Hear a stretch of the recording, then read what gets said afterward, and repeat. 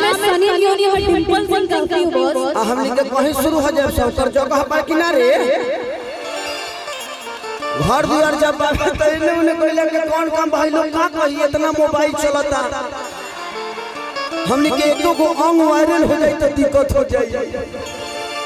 कोई अंग वायरल नहीं होना चाहिए। तुम अपना अंग अपने पास रखो, मेरा अंग मेरे पास रहने दो, है ना।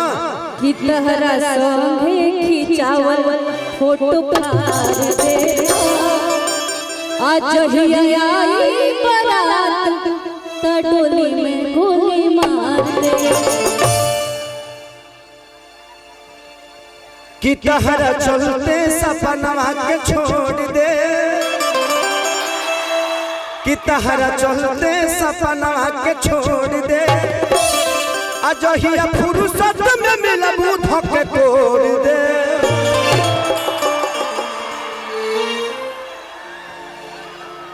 कि तहरा चाय में बिस्कुटापन बोरे। कितने अच्छे हैं आप, कितने अच्छे हैं, अच्छे बहुत अच्छे हैं। अच्छे नहीं होते तो यहाँ नहीं होते। इस जिंदगी में जो भी अच्छा है डिंपल, ये सच्चाई। अभी तक हम लोग मस्ती कर रहे थे, आप लोग को मजा देने के लिए मुझे कुछ भी बोलना होता है मैं बोलता हूँ। हमारा वायरल होने से डर ना होला। ऐसे जो हम का कही नहीं, हमारा पता बा केहू का कहेला हमारा पता बा। जिंदगी में यहाँ जितने भी कलाकार बैठे ये हर आदमी दिल का अच्छा है, इसीलिए आपके सामने खड़ा है। नहीं तो यहाँ बहुत सारे कलाकार आवता लो जाता लो केहू के पत्ते तक लेना चाहिए।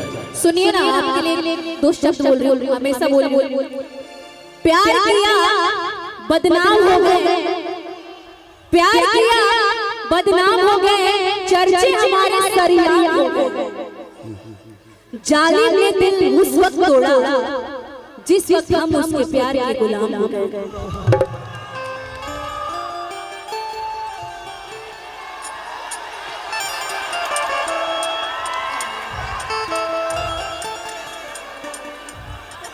तुम दुनिया के सामने प्यार को सरेआम करते हो।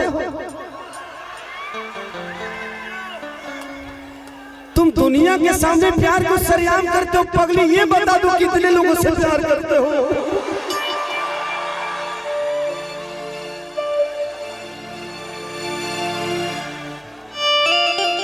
अरे यार दिल अटक ही गया मेरा, सॉरी। टूट जाए राजा जी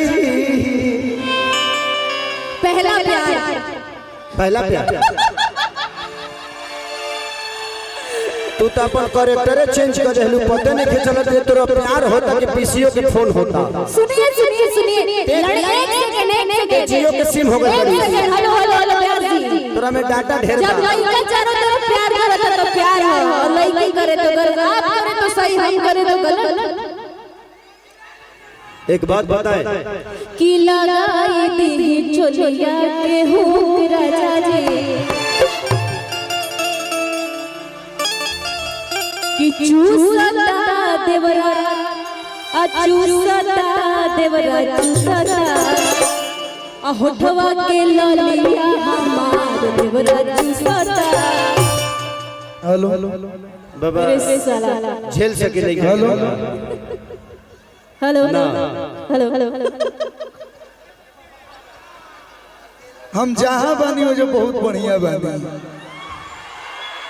जहाँ जिस मंच पे अगर खेसारी भैया हो तो वहाँ मेरी जरूरत क्या है। अच्छा हाँ ना कौर खा जहाँ पे हो वहाँ का जरूर होता है। तो आप अभी इनका वो क्या बोलते हैं, अभी जो क्लास चला था तो नहीं फुर्सत मिली तो बात जाए तो हम तो नहीं मिल ले। भी होता है वहाँ गौ भी होता है क्लास। ये आपका मोहब्बत है कि आप मुझे इतना प्यार करते हैं। चलिए डिंपल जी बहुत अच्छा लगा आप इस जगह पे आई हमारे बहन के शादी में, अपने ननद के शादी में। कि जाए पिया जवानी मोर जराइए गइला ना, एगो नचनिए कायम कन्या के भुलाइए गइला ना।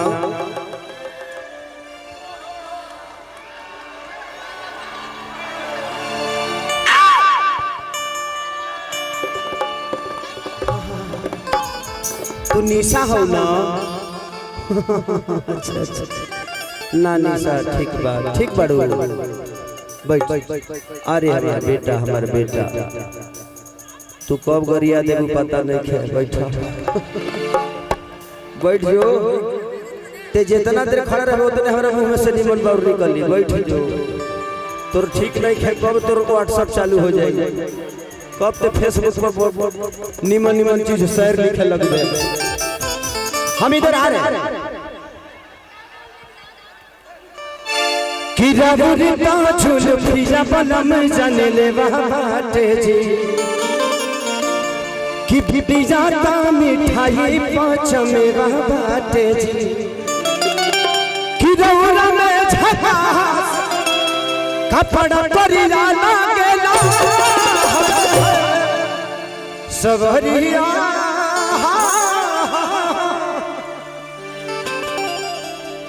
सवरिया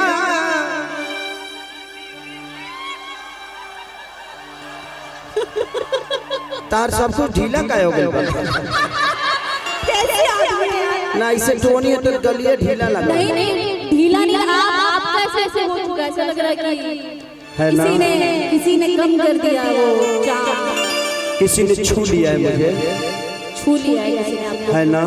हाँ कि ये आईना जो तुम्हें कम पसंद करते हैं इन्हें खबर है तुम्हें हम पसंद करते हैं। ये आईना जो तुम्हें कम पसंद करते हैं कि जो मेरी रूह को चैन दे प्यार दे वो खुशी बन गए हो तुम। हाँ ना दिल पे हाथ रख के कहिए जिंदगी है ना दिल पे हाथ रख के कहिए दिल पे हाथ रख। मैं भगवान को एगो काम करो सब जन लाइव आ जालो ई काल खबर कहीं जाए के चाहिए लाइव कर डालो। मैं ना आप एक बार फिर से गाइए। हाँ जो मेरी हाँ रूह को मैं चैन दे प्यार दे वो खुशी बन गए हो तुम।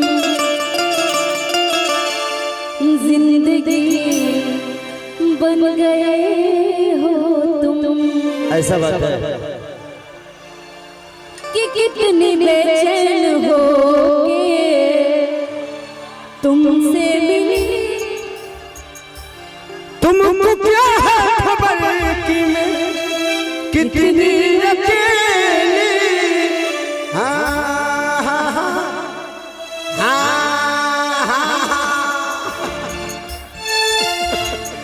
चलो थैंक यू डिम्पल दिल से थैंक यू। चलिए एगो गाना ओकरा बाद आज ये सपना जी आज